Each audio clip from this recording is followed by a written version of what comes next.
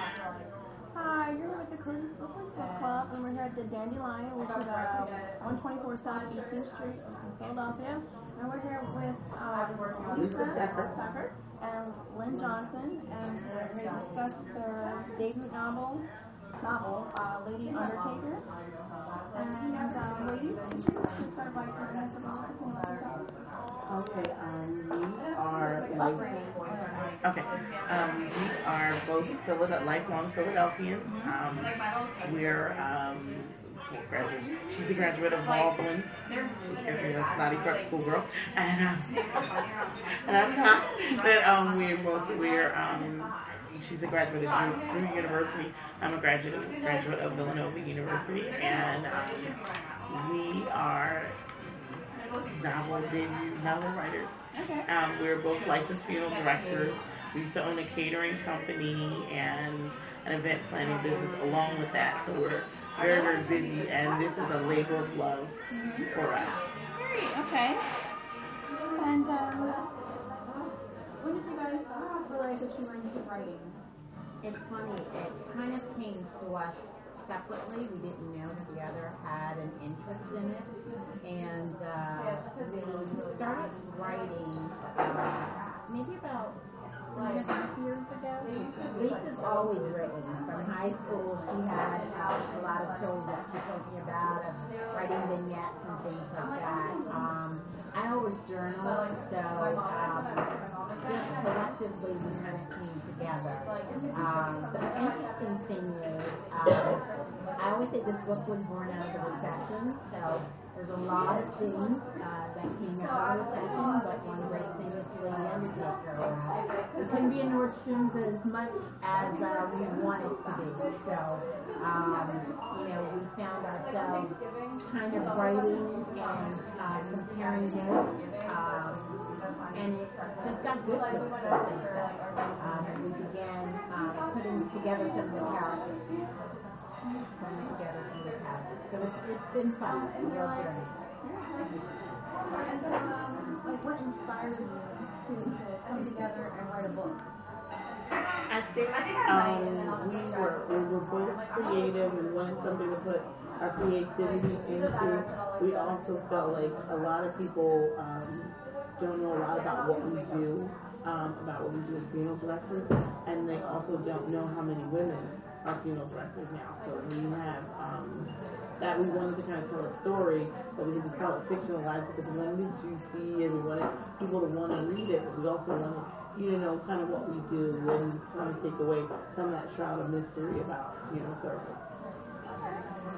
It was like almost like a soap opera. It was about Tyler Perry. I was like, I could see Tyler Perry getting on this. Okay. If you had to choose a writer, which writer would you choose that you consider as a mentor? That's a good question. I'm a fan of many different authors. It's interesting. I think in terms of inspiration, Alice Walker probably would be one of my favorites. But in terms of genre, I'm a fan of Kimberly Lawson Roby as well as Emily Griffin.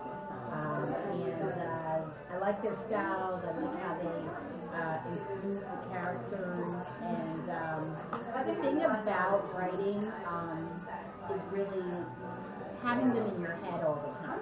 And I feel like those writers give you that. They're thinking about them. You feel like you know them personally. What about you? I'm definitely going with Emily Griffin.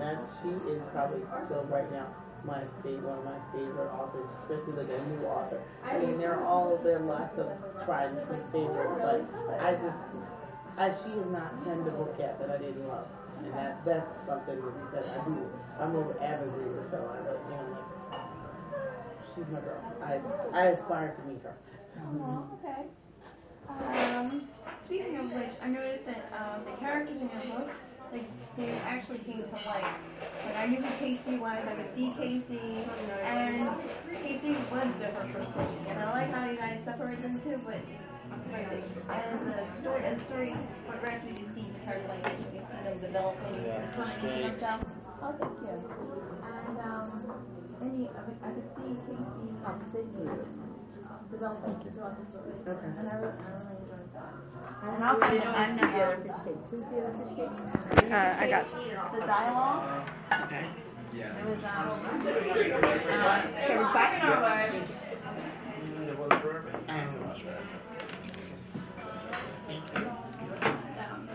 that was really interesting. Well, that's good. I'm always glad to hear that. That is, as a beginning author, that's a big thing, is trying to get dialogue. I think dialogue becomes the hardest part. It seems like it would be very easy because people talk, but to get it so it doesn't sound corny, doesn't sound stupid, doesn't sound contrived, you have to work at it. Dialogue is hard. Yeah. What is your favorite chapter in the book? Why? I think we have the same one, but I'm going to let her say. Favorite chapter in the book, and this is probably very telling. This is the only part of the book that feels a little autobiographical. Favorite chapter in the book is the chapter where Jimmy passes away. It is the story, honestly, of my father's passing. And it was the hardest thing to write and really hard to read because it was absolutely what was happening. And so I always feel very special towards it because it was the only thing in the book that I think is totally autobiographical. Everyone who knows us, who read that book, knew exactly what that was. They were like, "Oh my God!" I said, "I know," but it was the antithesis.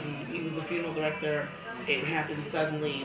Everything went the same way. So it kind of it's special to me. Yeah. When I was reading it, when Jimmy died, I was like, no, he's the glue. Yeah.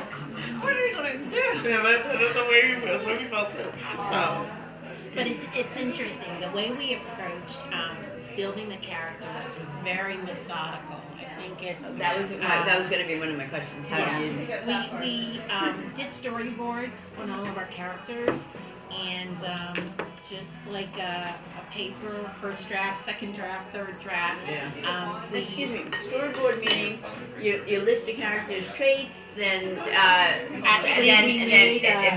Cut and paste, sweetie. Cut and paste. So like their date of birth, exactly. Everything about them, each character you break down so that you know. Because to me, a good book, you gotta live these people and you gotta know them. And since you're inventing them in your mind, we had to make sure we're all on the same page. And you don't contradict yourself. Right. And then she would say, "Oh, well, that's not why I think she should look." So then we have to make a compromise. But we wanted to really live. To feel like they were three-dimensional. And by the end of the book, they were three-dimensional. We were quoting them. They were three-dimensional for us. So.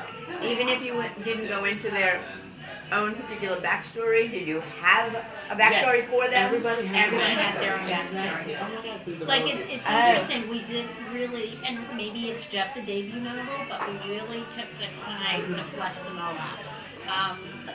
It was honestly one of the favorite parts of the writing experience because we got into each character. I mean, right down to what they would wear, and we wouldn't change from that. We were so pure in our approach to each character. And so you'll see that the book is character driven. And what's interesting in our second novel that we're working on, which is called Embalmer's Blues, the thing is, we have to be less character driven because now the storyline is really strong and really Detroit, Michigan is almost a character in the book. So we want to make space for that. Wow. So, well, my question was 9,000 part question. Okay. So first of all, it's amazing that two women can put something out and agree on and work together and do something as complex and well written as this. So that kudos, by the way, because you seem like two strong people and just say, well, no, that's not the way I see this person, and just that you got past that is pretty amazing. But did you think of the storyline first, or did you just want to write a story about that? I mean, where's your nugget start? I mean, it started more with building a family that the characters, and then the storyline kind of took shape as you went. I mean, there And were like events that happened through those right. characters. And After the characters. After the characters. Actually, there was one point we had actually were in the office and we changed the whole ending, sitting in our office, talking to our mom, and we're singing, and it's coming off our heads, and she's screaming, she's like, that's going to be so fabulous, and we changed it. So it was kind of more, we have these characters, and after the characters, we decided now we have to take events happen too. And like Lynn said, you gotta kind of flip the script because every book's not going to flow like that. But that's how this particular one did for us. So. And we also have to tell you, our secret weapon is our mom.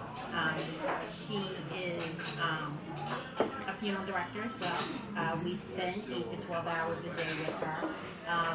So when we talk about family, the lines are completely blurred in our business and our family. I mean, we don't see each other as any different. And she had gotten so engrossed in it that we asked her to kind of be our editor, you know. So she is the glue for us. And her favorite thing was reading a chapter. Then she had to go and be alone, and then we'd run downstairs, and we would be waiting, to kind of get her feedback. But she was very true to it too, because she's very good about saying that wouldn't happen or that's not authentic, So we were blessed to kind of have kind of our own book club, as the chapters were coming out. I had a published author, Jonathan Meabury, like a zombie writer, which is not my genre at all. Right. So I had heard of him, but he was at this thing and he said, mechanically, put the book down and go back and edit later. And as a frustrated writer, I try to write and then I find myself 2 paragraphs later go, oh no, this would be better. Right. And I go back and I stuck my story. How do you get past getting to the That's a great question. Does a timeline help you there, or we created a timeline. The thing that we did that I think was really great, we had a chapter synopsis from beginning to end, and that was kind of our guideline. I don't think we could have done it without it. Like a tagline for each chapter. This chapter had to have this in it. This chapter had this in it. Exactly, and we really kind of worked out scenes and things like that. Like the other thing, and you guys are some of the first people to know. There's talk of possibly making this a play. When you talk about I knew. I was like, okay, this is like, Did you feel that? Yeah, good. And so that's kind of how we worked, like scene 1, scene 2, scene 3, and using that again as a guide. Honestly, Tyler Perry, Oprah Winfrey, I don't care who this is. I'd love to put the book in someone's hand because it's an interesting thing. I just think it's a wonderful story. It could be a story about plumbers, embalmers, teachers. And I think the story would remain the same, because it's the relationship